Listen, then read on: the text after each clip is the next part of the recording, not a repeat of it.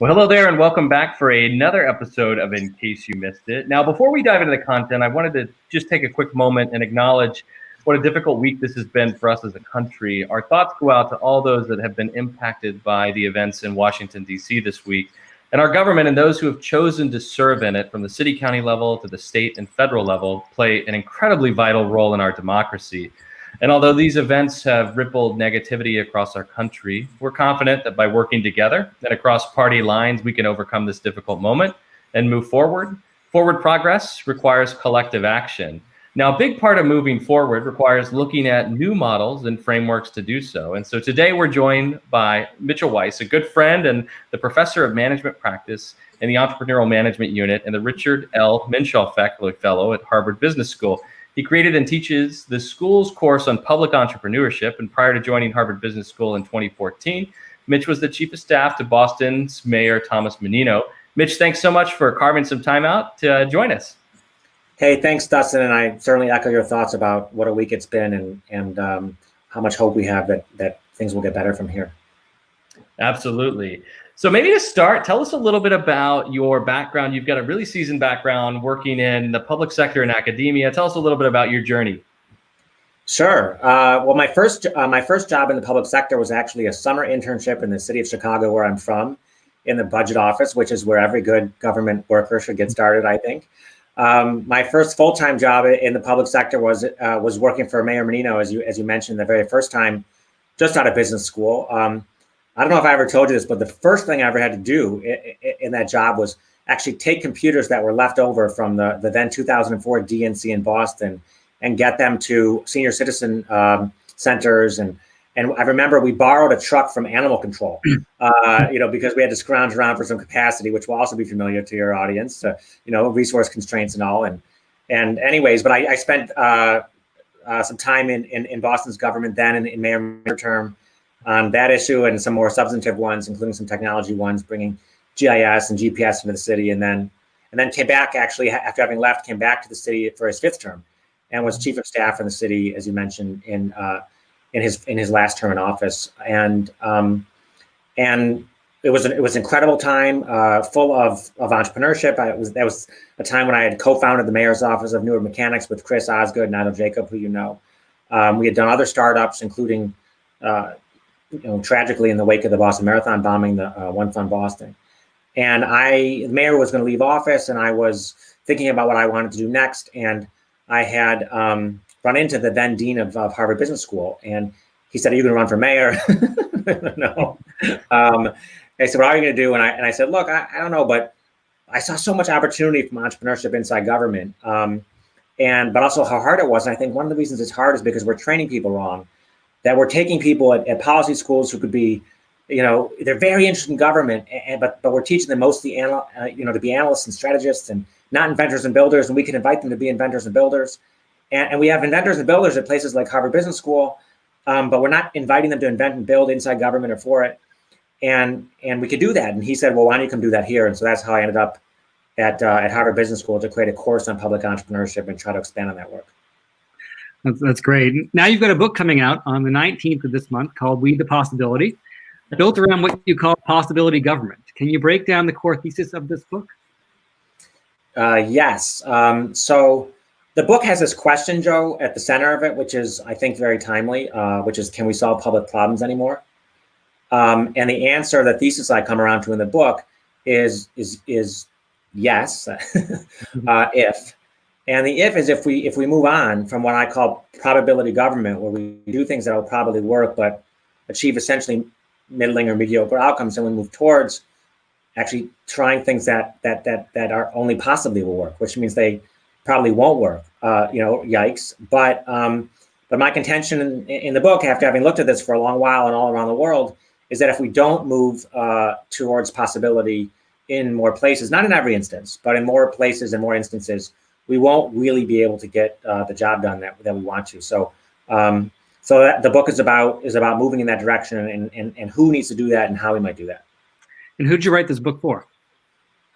Well, for anyone that'll read it, Joe. But definitely, look, there's and Dustin said at the top, we have amazing people in our government at every level. all around this country, and I wrote it for them. Foremost, there's 20 million Americans who work in government, and many of them have ideas about how they can improve their communities, and they're sort of waiting for an invitation to try those new ideas, or maybe looking for some advice on skills for trying those new ideas without doing it too dangerously. And I definitely wrote the book for all of them. I want this book to be an invitation to them. I would say, and by the way, 1 in 5 people around the world work in government. I mean, we don't always recognize that so many of us actually have or do work in the public service. In addition, I don't actually believe they're going to be able to. Those elected officials, those appointed officials, are going to be able to go after possibility, unless they have the encouragement, the permission, the encouragement, and even the co-participation of the public. So I wrote the book for the public too, so that they would understand what their leaders, that they had chosen were trying now, and they could help. And I guess there's one last note on that, Joe, is I hope it might also inspire a next generation. There was a book, you'll remember, and Dustin will remember, in the 90s called Reinventing Government, which really said, look, you can combine your interests in entrepreneurship and in the public sector and make a difference. And for me, that book was like set me alight. It was like, oh, I can actually take these things I'm interested in, live a life in and around public service.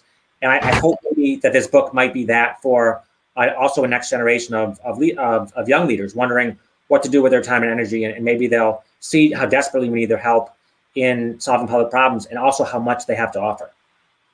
Yeah, definitely so. I mean, I think I've had the fortunate privilege of being able to read the advanced copy. This will also go in my red section behind me.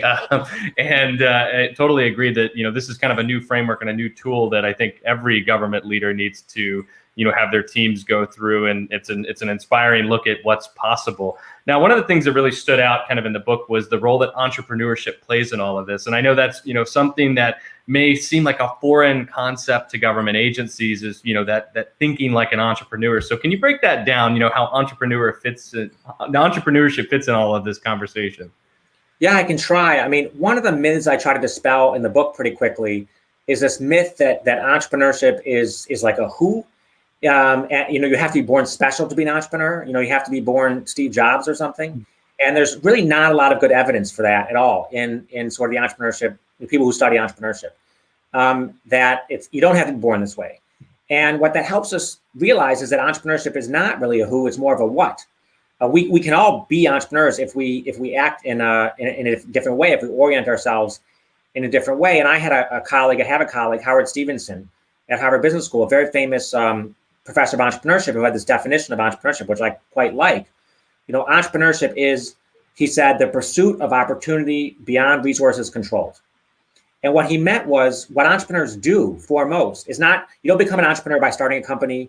You don't become an entrepreneur because you raise venture capital. What makes you an entrepreneur is if you look out at the world and see problems and try to figure out how you can marshal resources to those problems.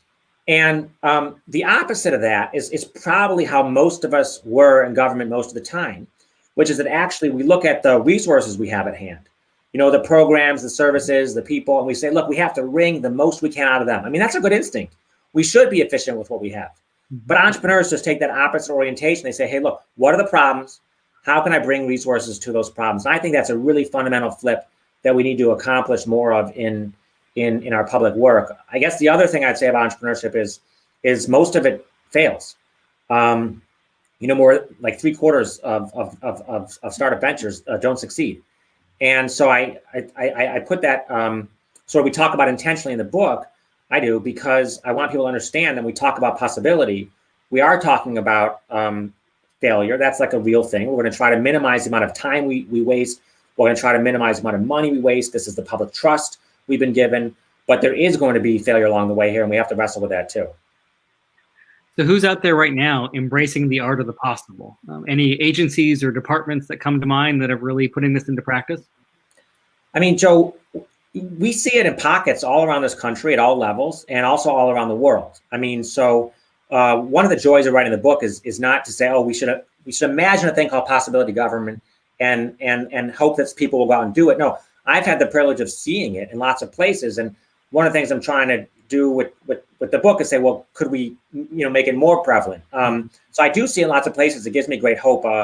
There's one example in the book I'd mentioned about a very unique city in Singapore, right? A city and a country, of course, all at once. And GovTech Singapore, their digital transformation agency. And the way that they went about addressing COVID in their country, including an 8-week race to build the world's first nationwide Bluetooth contact tracing app, is in some ways like an exemplar of the stages of possibility I talk about in the book, opening up to new ideas. This was an idea originally from a sophomore in high school in Virginia during the Ebola crisis. What government would think that was an okay idea to pursue? Trying things in prototypes and pilots. They don't get started with a Bluetooth app. They get started with just trying to see whether their individual phones can sense each other in their offices, to ultimately scaling it via sort of platform thinking. And so I think it's a really striking example of possibility in that way. And I'll also say it comes with privacy issues. It comes with all the other things that go along with government being engaged with data. It's fraught. I don't say it as an example to say it's easy or simple or obvious or that we shouldn't scrutinize it. But I think it's a fascinating example of what governments can do, and when they devote the resources, the money, the skill, the energies, and the openness to new ideas. It's just one example. Yeah, I think it's a great example. And as we know, as we saw in the pandemic, people have much higher expectations on the government to meet their needs and to, really protect their public health. So it's going to require thinking and reacting in new ways. Plus, we're in a very fiscally constrained situation, which is going to require a lot of innovation as well. Now, let's talk a little bit about sustaining this focus on what's possible. So how should agencies that are listening in look at codifying this kind of as a framework into their overall operating model?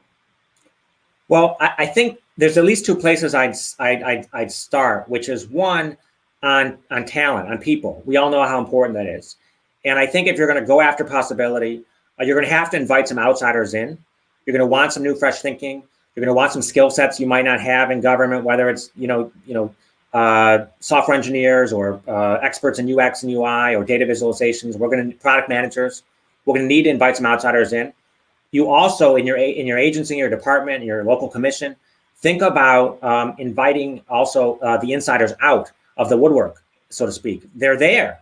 They've got amazing talent. They've been waiting for this invitation. And so first place to start, I think, Dustin, is on talent. Let's make sure we have people who have the skills and the interest and the invitation to do this. And they exist already inside government, and we can also supplement with others. A second area I would look to codify is budget. You have to figure out how to budget and buy for possibility. And I think there's more power in our budgets to do that than we often recognize. I also think there are ways we can change our city and state budgets to allow for more experimentation. But for example, you have to figure out ways to invest across portfolios of experiments. You can't just put all your eggs in one basket. That's not going to work when you chase possibility. You have to figure out ways to scale the experiments that are working, to stop the ones that aren't working. That's not typically the way we budget in government. So a second area I would look to is budgeting and buying for talent. And then I guess a third thing I would do, in terms of sustaining this, Dustin, is you got to go out and make those new stories. You have to go do this work, chase possibility, have some successes, show people they didn't get hurt, they didn't get in trouble. If you spend 4 or 5 years planning for possibility, it's never going to happen. No one's ever going to buy in. They're not going to set aside their worries. You're going to have to get started doing it. And I think that is a way to help codify it. It's not the only way. I want to stick with that kind of view into the public sector. For those that are going to start this journey to possibility government, how do they do that in a place where maybe the culture isn't conducive to it? Right. Start by looking around you, in your community, in your city, in your state, and ask yourself, where are the problems? Ask yourself in particular, where is the status quo the dangerous choice, right? Because if we're being pretty deliberate about it, we can look around and say, maybe in my community it's education, or maybe it's public health, or maybe it's economic opportunity. Doing nothing is actually the more dangerous choice than trying something. And if you don't yet have the buy-in writ large, for a whole sweeping possibility agenda? Well, start where you can get that buy-in by starting where doing nothing is actually a perilous option. And so when people say to you, well, your new thing is risky, you can say back to them, well, doing nothing is risky too. Yeah, I think it's a really good point. You know, the cost of non-action and not actually moving on something is something that a lot of agencies need to start to consider, especially as we look at navigating some of the complex challenges we have in 2021. So for those that are listening in that are kind of in the wider ecosystem of GovTech and civic tech, you know, what's their role in public innovation if they're not necessarily sitting in a desk inside City Hall? They're invaluable. I mean, we need people in the wider ecosystem being partners alongside government in this. I mean, I think you just published your GovTech 100 list. It's one of my favorite days of the year because you see, I really deeply believe that by far one of the best ways to scale possibility is to have really good-hearted, entrepreneurs, technologists, and others building for selling to government. That is one of the main ways to actually scale the solutions to public problems. And so I would say you have to those people, I'd say you have immense role to play in working with your public partners to come up with new ideas and to scale them to many people. My advice to them would be to work on problems that matter, right? Absolutely work on problems that matter. Do that hand in hand with the public, not to them, not on them, but with them. If you're wondering about that, like how do I've been in entrepreneurship, I've been a technologist, I'm not sure how to engage with the public. In the book, I have this chapter, possibility or delusion. How do you know whether you're being a good public entrepreneur or whether you've strayed past that to something more pernicious? There's 25 guardrails for making sure you're not doing, the worst version of this. But we need those entrepreneurs. There's a myth that we can somehow leave innovation up to the public sector. Up to the private sector for public stuff. We can't leave it up to them on their own, but we also can't do it without them. So Mitch, the easiest question that you're going to get from us today is where can our audience follow you and your work? And most importantly, pre-order your new book.